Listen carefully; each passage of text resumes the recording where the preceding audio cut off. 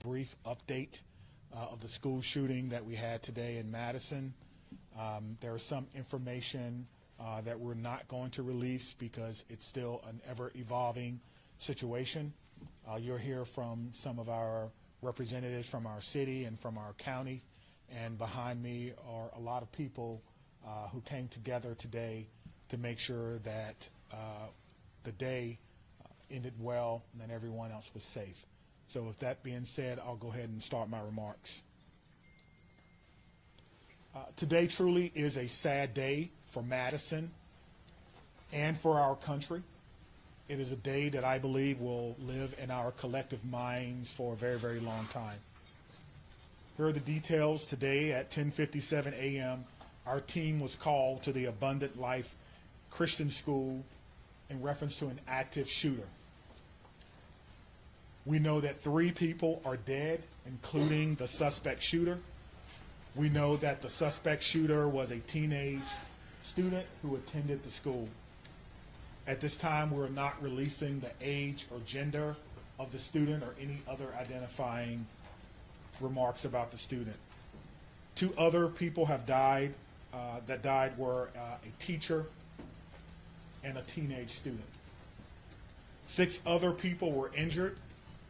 2 students are now in critical condition in the hospital, and these injuries are considered life-threatening injuries. 4 students are also at other area hospitals with non-life-threatening injuries. But these are just the physical injuries that we know about. We know that this was the middle of the day, of a school day, and so there will be other injuries that we'll have to face for a very, very long time. And we're going to do everything we can as a community to heal those injuries as well. Many of you have asked me about the why of this. Why did this happen? What do we know? What was the motivation? I do not know.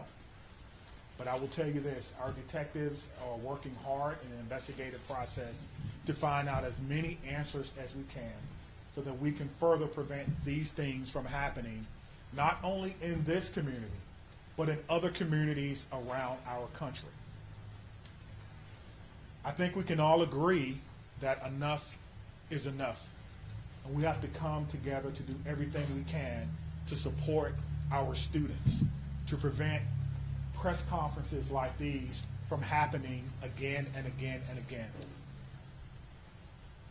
The school building itself is clear. We've cleared the school. There's no other threats or danger to the community. We're in the process now of what we call reunification. And what that simply means is making sure that every student that was in the school is present and accounted for and returned to their loved ones. This usually takes a while, but we have practiced, unfortunately, and practice, and that's why we're able to reunify students with their parents within hours of a school shooting.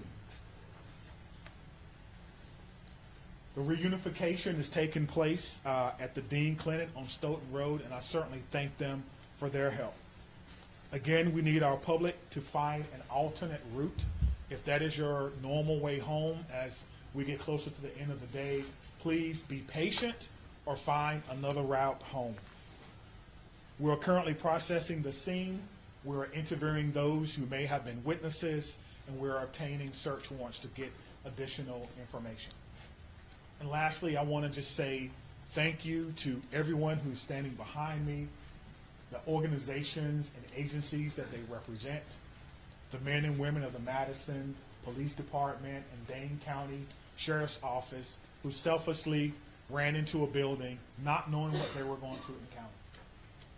Many of you know this about me, but I started my professional career, if you will, as a public school teacher back in 1997.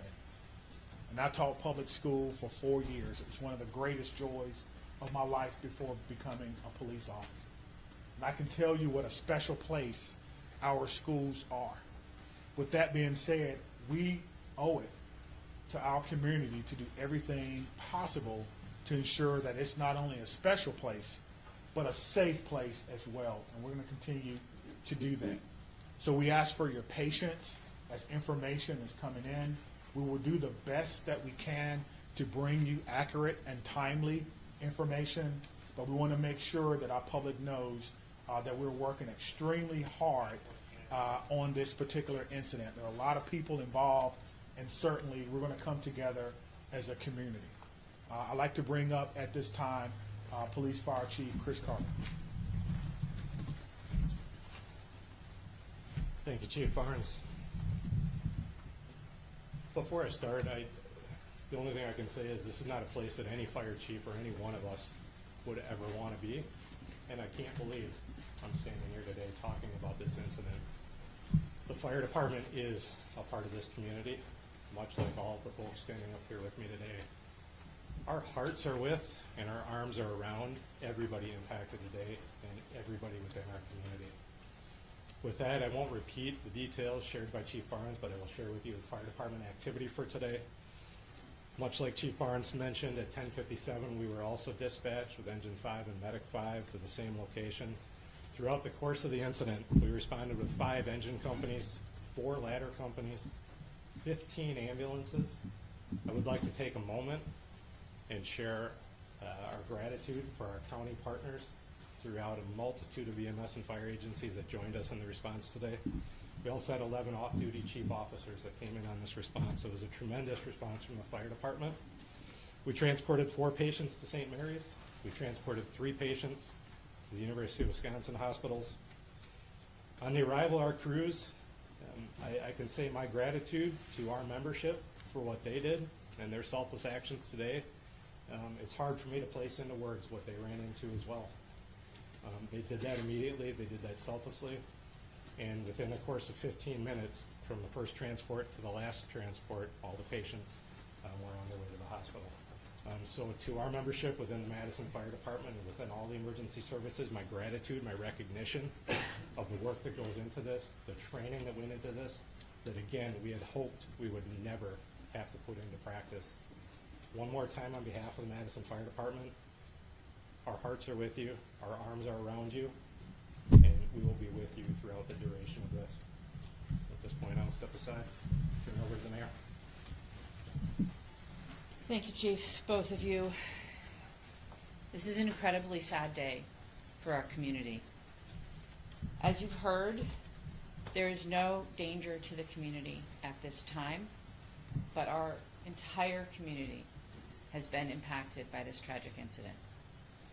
On behalf of the Common Council and the City of Madison staff, I want to offer our heartfelt condolences to the victims and families and to the whole Abundant Life community.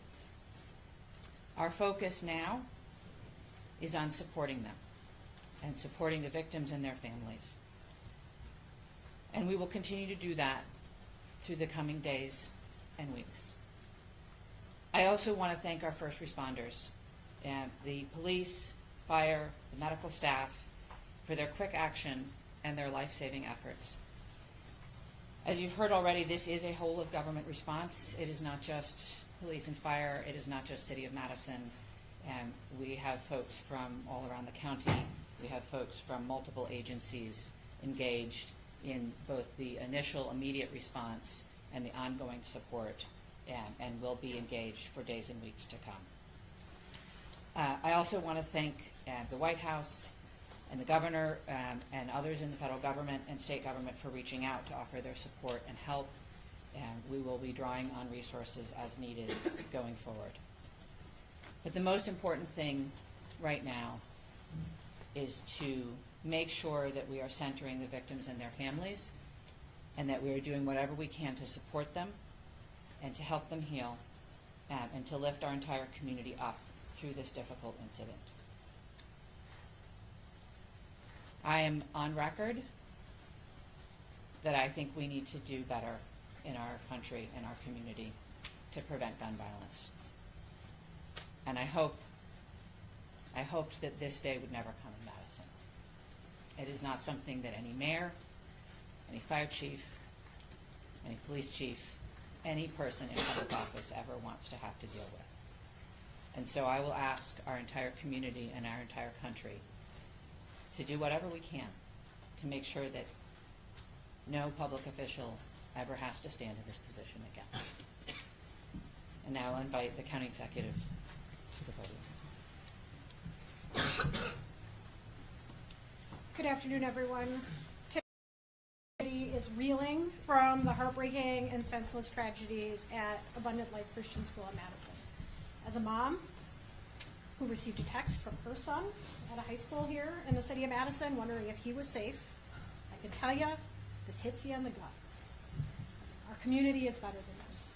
Our country is better than this. Cannot continue. My heart goes out to the victims and their families and the students and the educators, and the list goes on and on. Every one of us is affected by this unimaginable and unacceptable violence that has hit our community today. Dane County stands united in grief with the Abundant Life Christian School community. The Sheriff's Department, the Department of Emergency Management, Department of Human Services have all been on the front lines. My phone has been ringing from people across our state and our nation asking what it is that they can do to help our community.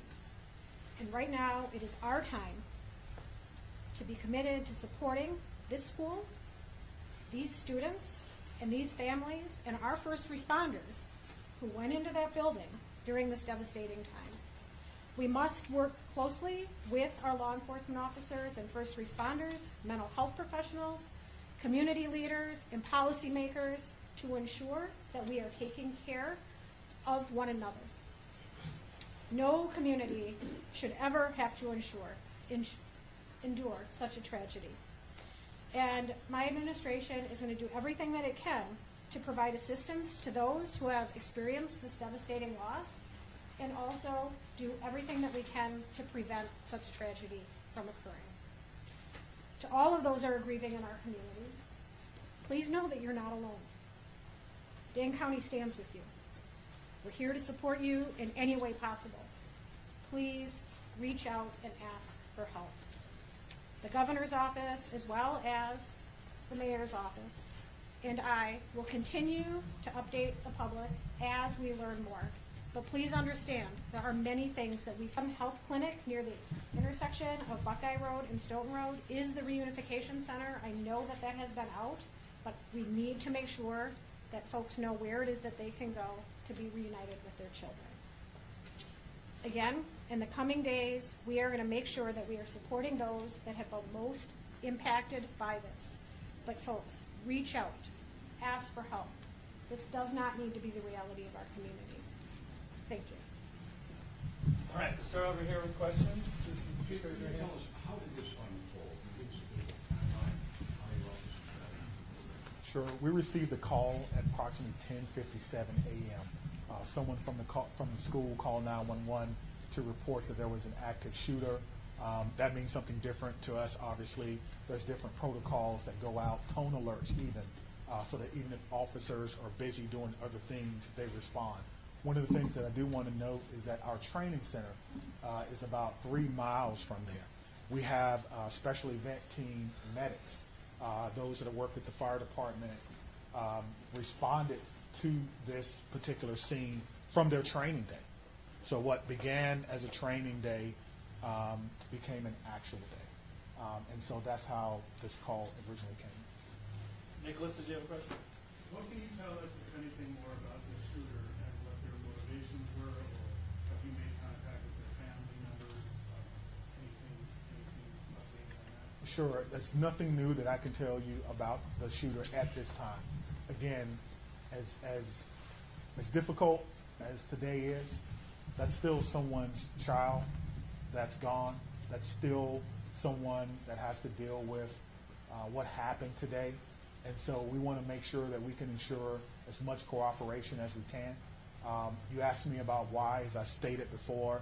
I don't know why. And I felt like if we did know why, we could stop these things from happening. But what I will tell you is, as soon as we are done with the investigation, any information that we uncover that will not compromise the safety of anyone involved or compromise the confidentiality of any of these children that are involved, we'll tell you. I just ask for your patience. All right, over there. Sorry. Go right ahead. We know it was a handgun. We know a handgun was recovered. All right, sit down right there. Confined to one classroom, or did it spread out We know it was confined to one space. I do not know if it was a classroom or a hallway. One of the things that we've gotten very good at, certainly different from in my day, is that if you do not need to be in a crime scene, you do not need to go to a crime scene. And so the crime scene and those persons who were involved, they have that crime scene locked down. I did not go or enter into that crime scene. But if you can imagine, most schools, the students go together, but they are segregated. So on each different floor, in each different group. And so there's no evidence that anyone else was injured that was not in the age group. Any other? What can you say at this time about how school staff responded? I cannot speak to how the school staff responded. We did have injuries, but could have always, of course, had additional injuries. I do not know what the school's protocols are. Again, this is a private Christian school. I know that we have a very good rapport with MMSD, Madison Metropolitan Schools, public schools. So we have done trainings for them before, but I would assume that most of the teachers have the same or some similar type of training as a part of their certification. There's conflicting reports online about how many students are enrolled at this school. Can you confirm approximately how many students? I do not know how many students attend the school, but their website says that they serve about 200 families. Right in the back, White. What kind of support systems are being made available to people who are affected? That's a good question. As you heard from our mayor and our county exec, we have services within our government that will be made available to them. I have a lot of confidence that they're going to follow through on that, and we'll make sure that that persons who need to. You guys want to speak to that? Dane County Human Services, as well as the Red Cross and other consolidated agencies, are already on scene. And we will continue to be on scene, and those resources will be bolstered. Again, please reach out. You are not alone. We are going to navigate this together, and there are people who are affected by this trauma who are not in the reunification center or at the school.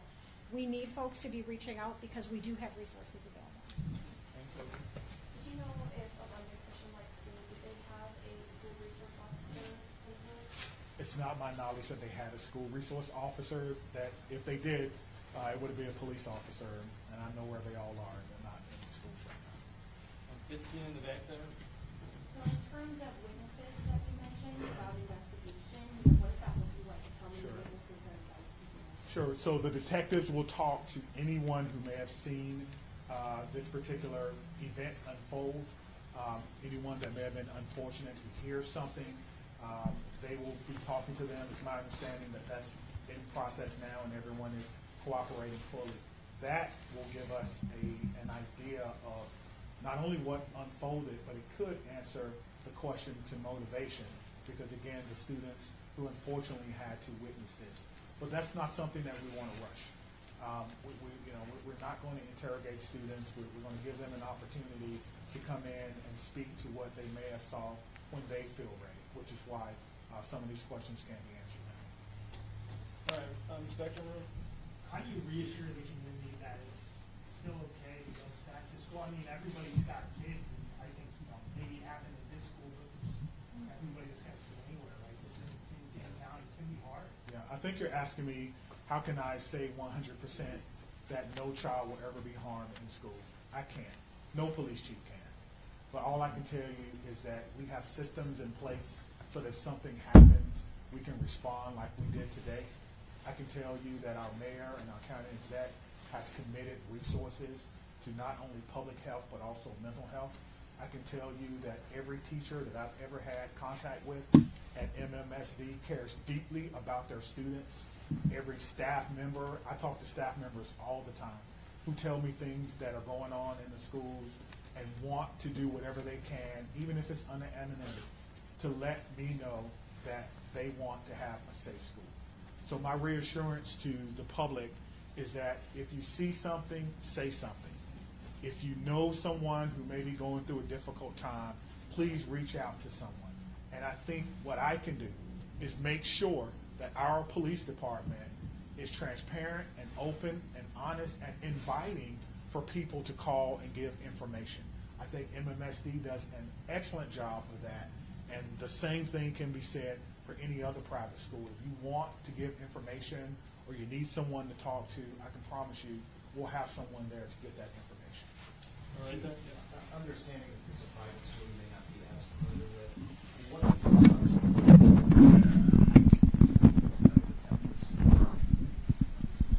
Yeah, that's a good question. I've never been in this school, unfortunately. Most schools have some form of surveillance or public space cameras, but that will be, of course, part of the investigation process. Scott? Can you clarify, you said 7 were injured, but 6 were hospitalized, does that mean 1 from shooting injuries? And secondly, was the shooter's family cooperating with the investigation? Yeah, so there's 2 questions, but let me try to handle the first one. So I'm trying to go back to my notes. So we do know that 1 person was pronounced at the scene, and so that may be the 7th person. But we can get you all that information just when we're done. I'll have my PIO give that to you so you can report it accurately. And what was your second question? Was the shooter's family cooperating? At this time, yes, So you have made contact with the shooter's family? we have. And what were the steps taken from that? It's through the investigative process. Okay. Yeah. Is the shooter's home being searched for Yes, we can hear you. Once we have identified, we have initiated a search, but we think that search is either ongoing now or that search may be concluded. Of course, it's about safety. That's the first thing. Making sure that people are safe, and then we'll go from there. This has been, an amazing day for everyone. And so if you have someone who is deceased, who may have been a shooter, you want to make sure that their family is okay. You don't know. And so that is what we're doing right now. It is about the safety of everyone. This is going to be a long day for the Madison Police Department. We just want some of your patience. Are you aware, had the school had any prior threats? And then just, jumping off of that, do you know if the shooter had any prior contact with law enforcement? We do not know that the shooter had any prior contact with law enforcement, but I did do a check of the school. There were some calls, but they were like 911 hang-ups, things of that nature. There was nothing that suggested that the school was a place that violence would occur. Chief, earlier that you mentioned that the shooter died of a self-inflicted burn. Did that happen before officers arrived at the school, or when the shooter saw officers coming into the school? Yeah, so let me say that the cause and manner in which the shooter died will be determined by the inmate. But what I can tell you is the shooter was dead upon our arrival, police department arrival, and no officers fired their weapons. Okay? Lucas, what are these search warrants you're executing? Are they at the residence or like the device the shooter had? What do you, I'm sorry. The extent of the search warrant. Yeah, so the extent of the search warrant is to be able to go in a place that we don't have permission to be in and make sure that everyone is okay. And then if there's any evidence that we think we need to collect, we can only do that with the use of a search warrant. And so, again, we have to determine if there is evidence that we will need. Everyone wants to know questions that we want to answer, but we have to answer the safety questions first, and then we'll move on to some of the more investigatory questions. Are you in possession of any of the shooter's devices? I am not, no. I'm wondering about metal detectors. You mentioned in the first meeting that you were not a fan, and that this school probably doesn't have them, and do you know other schools that do? Do you think that that's something we should start talking about, metal detectors in schools? I guess the question is, would you want your child to go to a school with or without metal detectors? I can't answer that. I can't- Right now, it's not Yeah. without them. Yeah, absolutely. So the idea is to create the safest environment that we can without metal detectors.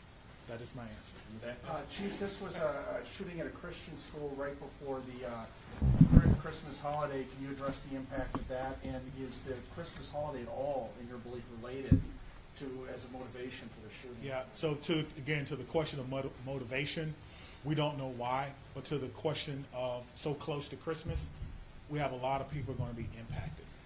If it's a Christian school, then obviously our holidays, our Christian holidays are very important to the students, very important. It's a time for family.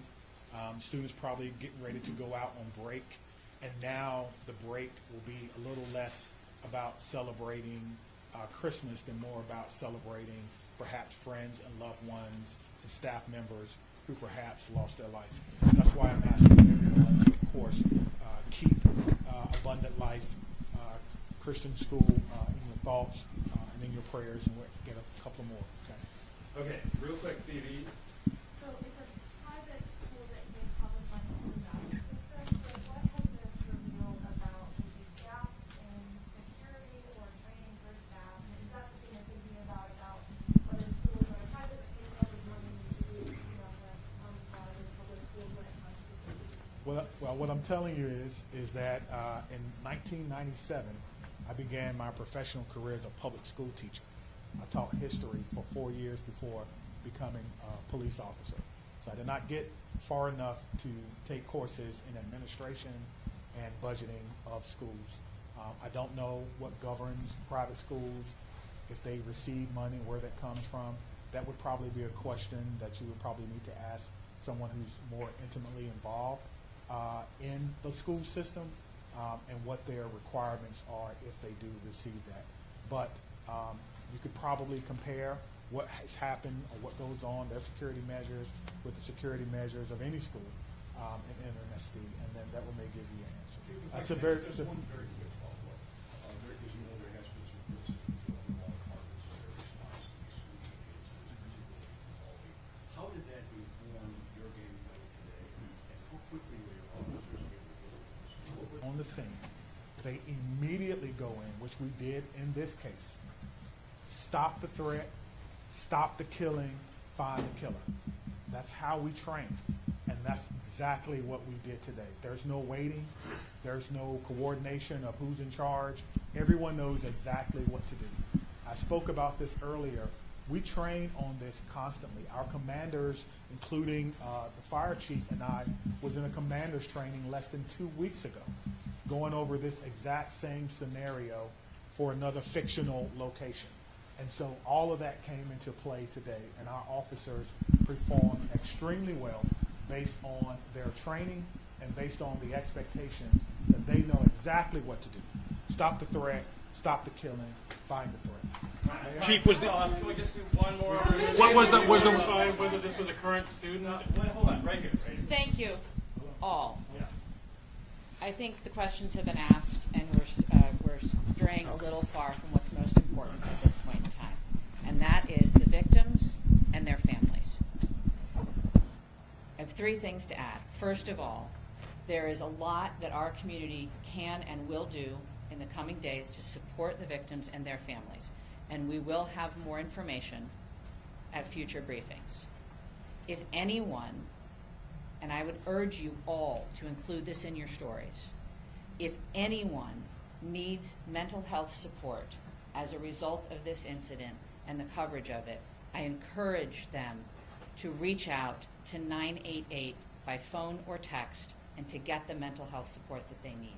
It is incredibly important that we take care of our community in this very difficult time. We all have a role in preventing gun violence. Our entire community needs to be part of the solution here. There are many things that we can do, and we can have those conversations in coming days. But first and foremost, what needs to be a priority for all of us is supporting our young people. And that is where our community's attention needs to turn at this point in time. The police department, the fire department, the city, the county will share additional information about the investigation as it becomes available. But I urge you all to help our community find resources to support their mental health and to find resources to support the victims and families at this time. Thank you all. It'll be at cityofmadison.com. Me, Stephanie, and Cynthia will stick around and answer any other questions, folks. That's all. Let me say just before I go, because the mayor mentioned that this was a whole of government response. It certainly was, and there's so many people that we want to thank. We cannot thank everyone, but it's also a whole of law enforcement response. Even though we are in different agencies, we all have the same training, and so I want to thank our partners with the FBI who are here with me today, partners with the ATF, Dane County Emergency Management. Of course, we already talked about our fire department. We've got calls from the Attorney General of the United States, Wisconsin State Patrol, our governor's office, State Patrol, Monona, as well as our sheriff's office. I know I may have left someone out, but thank you for how you responded, professionally, quickly, and according to the way that we all trained, and it all came together to ensure that no other persons were hurt. Thank you. Chief, could you just say what time you guys made entry? We just want to nail that detail down. That's the time you made entry. In 1 minute? How long does it take to arrive to the school? How long does it take to they arrive to the scene if they receive the call at 10:57? Yeah, so I will work on getting that information for our next media briefing. We plan to meet here at 5:30 tonight, and I will work on getting that information. I don't have that information. I can. They want to go live, they said. Okay, and also, if you check his social media at all? Hey, That is something, yep. that is I'm right behind the investigation as well. I'm going to be right behind you. They want to take me right now. Oh, I see. Yeah, no worries. Good. Yeah. Thank you. Yeah, I got you. Yep.